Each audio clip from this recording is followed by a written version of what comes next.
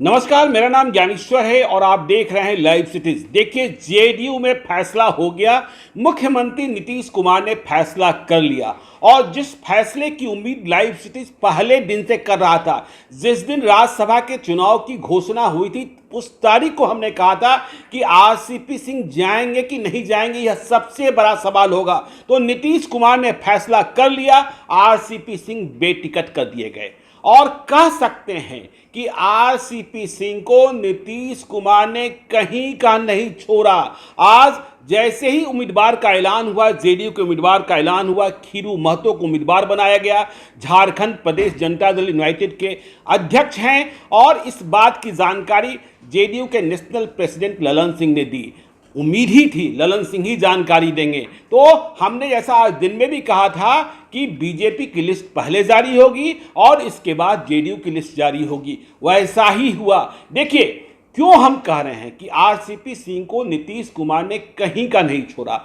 जब आरसीपी सिंह केंद्र में मंत्री बने, नरेंद्र मोदी की सरकार में मंत्री बने, तो सवाल पैदा होना शुरू हो गया। कहा जाने लगा कि आरसीपी सिंह अपने मन से मंत्री बन गए। हालांकि पिछले दिनों आरसीपी सिंह ने कहा था कि कोई भी अपने मन से मंत्री नहीं बन सकता है केंद्र में, हम नीतीश कुमार की इच्छा से गए थे। लेकिन यह बात जेडीयू के जो दूसरे नेता हैं वह कहते हैं कि आरसीपी सिंह का फैसला अपना फैसला था। इसके बाद जेडीयू के भीतर यह माना जाने लगा था कि आरसीपी सिंह नीतीश कुमार के प्रति निष्ठावान कम रह गए हैं और बीजेपी के प्रति निष्ठावान अधिक हो गए हैं। तो आज वे बेटिकट हो गए। पिछले कई दिनों से वे पटना में थे, उन्हें उम्मीद थी कि चाहे कुछ भी हो टिकट मिल जाएगा। लेकिन जब वे मिलने गए थे नीतीश कुमार से, आपको पता है कि बहुत ही मुश्किल से मिलने का वक्त भी मिला था और जब मुलाकात भी हुई तब टिकट पर कोई बात नहीं हुई थी। यह बात की जानकारी भी हमने आपको दी थी। हमने आपको यह भी बताया था कि मुख्यमंत्री के पीएसओ रहे हरेंद्र सिंह के बेटे की शादी में जब आरसीपी सिंह पहुंचे आरा और नीतीश कुमार से मुलाकात हुई, तब भी मुलाकात में गर्माहट नहीं थी। तो अब बड़ा सवाल यह पैदा होने लगा है कि आरसीपी सिंह अब करेंगे क्या। देखिए, आरसीपी सिंह क्या करेंगे, आरसीपी सिंह भी एक हस्ती हैं, इस बात से इनकार नहीं कर सकते और जेडीयू के भीतर आरसीपी सिंह का भी एक गुट है। आपको यह भी पता है कि जब आरसीपी सिंह को हटाकर ललन सिंह नेशनल प्रेसिडेंट बने तो जेडीयू के भीतर बहुत उठापटक हुई। आरसीपी सिंह के जो समर्थक थे उन्हें किनारा किया गया और नई व्यवस्था बहाल की गई। आपको यह भी पता है कि जब नई व्यवस्था बहाल हुई तो मालूम हुआ कि जेडीयू के भीतर पार्टी चलाने का पैसा नहीं है। आखिर पैसा क्यों नहीं है? तो फिर ललन सिंह जो नेशनल प्रेसिडेंट बनाए गए, उन्होंने पैसे की व्यवस्था की गई। अब देखिए नीतीश कुमार ने क्या क्या किया। नीतीश कुमार ने बिहार के दावेदारों का विवाद भी खत्म किया। नीतीश कुमार को पता था कि यदि हम बिहार में चयन करेंगे, आरसीपी सिंह का विकल्प देंगे, तो एक नहीं अनेक दावेदार हैं। यदि आप नालंदा जिले की बात ही कर लें तो नालंदा जिले में किसकी चर्चा चल रही थी। नालंदा जिले में चर्चा चल रही थी इंजीनियर सुनील कुमार की, जो हरनौत से कभी विधायक थे, आरसीपी सिंह से उनकी अनबन हुई थी। चर्चा चल रही थी प्रिंसिपल जनार्दन प्रसाद सिंह की। देखिए, जनार्दन प्रसाद सिंह विशुद्ध राजनेता नहीं हैं, वे नीतीश कुमार के प्रति समर्पित हैं। सन 1985 से जब नीतीश कुमार विधायक का चुनाव लड़ा करते थे, तब भी प्रिंसिपल डॉक्टर जनार्दन प्रसाद सिंह नीतीश कुमार के आदमी हुआ करते थे। उनके लिए बूथों का प्रबंधन देखा करते थे, उनके लिए मतगणना का प्रबंधन देखा करते थे। और पिछले दिनों आपको मालूम है कि नीतीश कुमार को भी पता था कि हमें एक चेंज लेना है। आरसीपी सिंह नालंदा में कितने एक्टिव है, नालंदा के ही मुस्तफापुर में उनका गांव है, यह भी जानकारी थी। और कितनी पैठ बनाई है, तो देखा होगा आपने कि पिछले दिनों नीतीश कुमार नालंदा की सैर कर रहे थे, नालंदा में अपने लोगों से मिल रहे थे और बाढ़ जो उनका पुराना संसदीय क्षेत्र था वहां भी अपने लोगों से मिल रहे थे। और इस मुलाकात में वह सिर्फ इतना कह रहे थे कि हम आपसे मिलने आए हैं, मुख्यमंत्री की हैसियत से मिलने नहीं आए हैं। आपने हमें सेवा का मौका दिया है और हम आगे भी सेवा करते रहेंगे।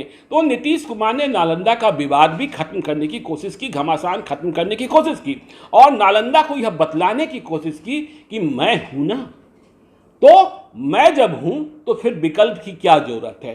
तो आरसीपी सिंह के लिए एक बड़ा संकट कि आरसीपी सिंह अब करेंगे क्या। उनके समर्थकों में मायूसी, आपने देखा क्राइसिस मैनेजमेंट कैसे किया नीतीश कुमार ने।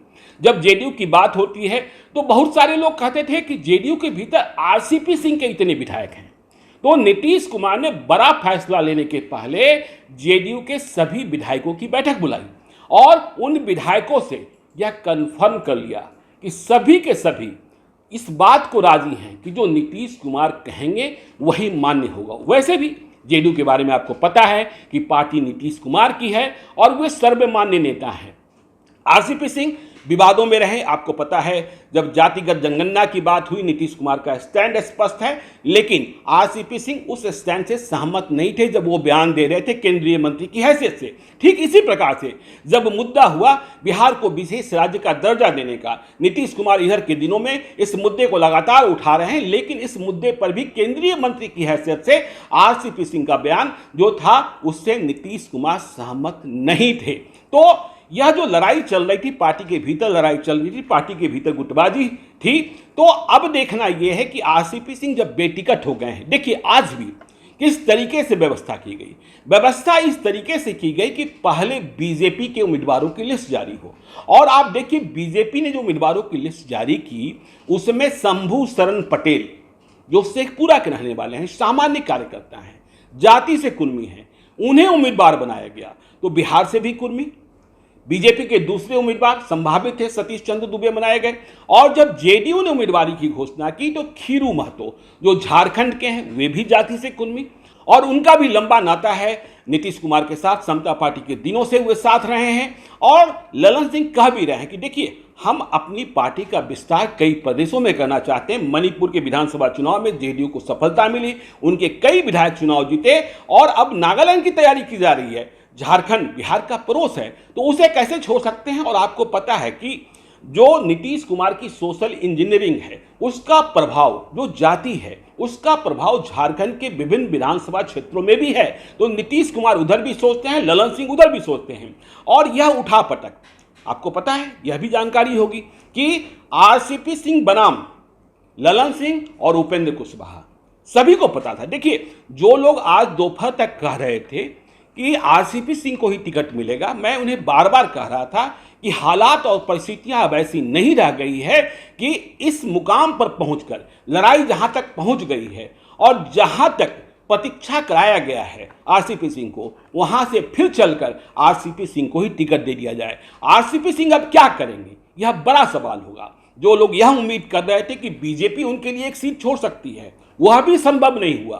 तो अब तो एक बड़ा संघर्ष है आरसीपी सिंह के लिए। आरसीपी सिंह के बारे में आपको यह भी पता है कि वे भारतीय प्रशासनिक सेवा के अधिकारी थे और उन्होंने इस्तीफा दिया था, उन्होंने बीआरएस लिया था और इसके बाद राज्यसभा पहुंचे थे। यह भी सच है कि एक समय में वे नीतीश कुमार के आंख कान नाक सब कुछ थे, लेकिन अब नहीं रह गए थे। नीतीश कुमार की बैठक में शामिल रहने वाले लोग कहते हैं कि नीतीश कुमार का मानना था कि वे अब हमारे नहीं हैं, हमसे अधिक बीजेपी के हैं, और बीजेपी उन्हें अधिक पसंद करती है, बीजेपी का रास्ता उन्हें अधिक पसंद आता है। तो ये सारी बातें तो आप कह सकते हैं जो पॉलिटिकल पंडित्स हैं, जो एनालिस्ट हैं, वह भी मान रहे हैं कि आरसीपी सिंह को आज की तारीख में नीतीश कुमार ने कहीं का नहीं छोड़ा है। तो अब आरसीपी सिंह क्या करेंगे, और यदि कोई क्राइसिस सामने आती है तो उससे नीतीश कुमार कैसे निपटेंगे, यह देखने वाली बात होगी। इसे हम और आप देखते रहेंगे। देखते रहिए लाइव सीरीज को। यदि अब तक आपने हमारे यूट्यूब चैनल लाइव सीरीज को सब्सक्राइब नहीं किया है तो जरूर कर लीजिएगा, और यदि इस वीडियो को आप फेसबुक पेज के माध्यम से देख रहे हैं तो पेज को लाइक कीजिएगा, ट्विटर पर भी हमें फॉलो कीजिए। धन्यवाद।